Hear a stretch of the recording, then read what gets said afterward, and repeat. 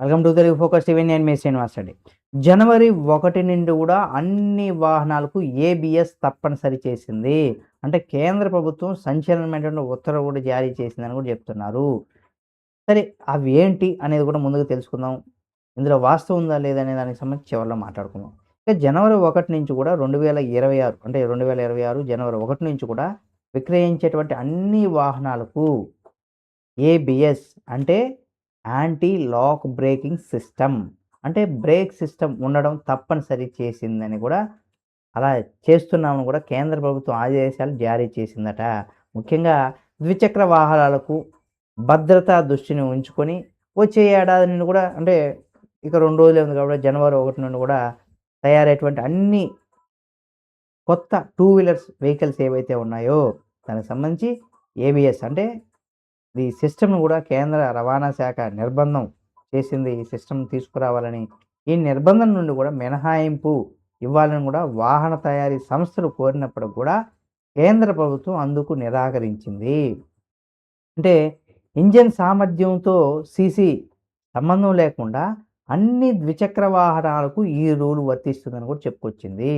ఇక ఏబిఎస్ మరియు హెల్మెట్ నిబంధనలకు సంబంధించి చూసినట్లయితే కేంద్ర రవాణా శాఖ నోటిఫికేషన్ ప్రకారం కనుక మనం చూసినట్లయితే కొత్త వాహనం కొనుగోలు చేసేటప్పుడు తయారీదారులు బ్యూరో ఆఫ్ ఇండియన్ స్టాండర్డ్ అంటే బిఐఎస్ ధృవీకరించినటువంటి 2 నాణ్యమైనటువంటి హెల్మెట్లు విధిగా అందించాలని, అలాగే జనవరి 1, 2026 ఆ తర్వాత ఉత్పత్తి చేయబడేటువంటి అన్ని L2 కేటగిరీ వాహనాలకు సంబంధించి ఐఎస్ఐ 4664 2010 పరిమాణాలకు అనుగుణంగా యాంటీ లాక్ బ్రేకింగ్ సిస్టమ్ అంటే ఏబిఎస్ ఉండాలని కూడా చెప్పుకొచ్చింది. అంటే ఏబిఎస్ అంటే ఏమిటంటే అకస్మాత్తుగా బ్రేక్ వేయలేనప్పుడు చక్రాలు లాక్ అయిపోయేటంటే వాహనం జారిపోకుండా కిడ్డింగ్ అంటే ఈ సిస్టమ్ అడ్డుకుంటుంది.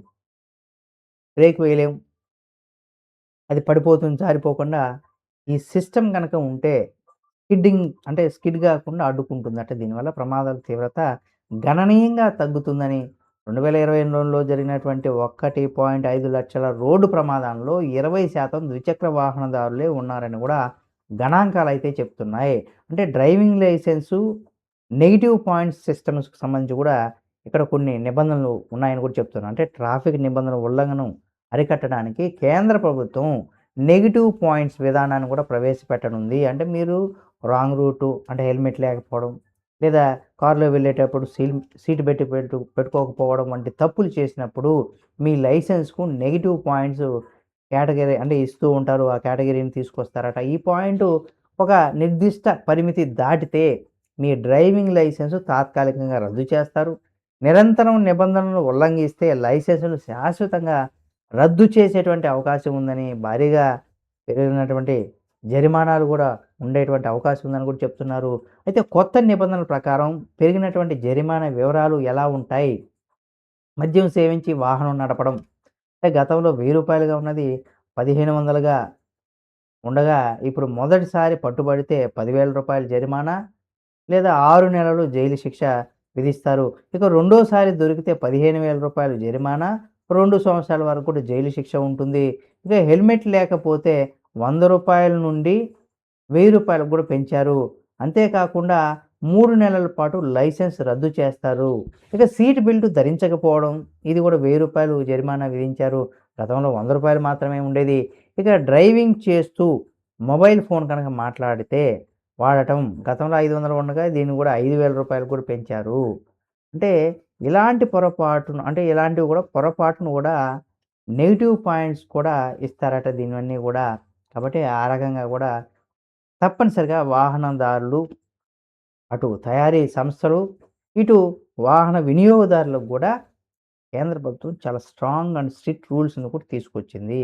కాబట్టి ప్రతి ఒక్కరం కూడా రూల్స్ అయితే పాటించాల్సిందే.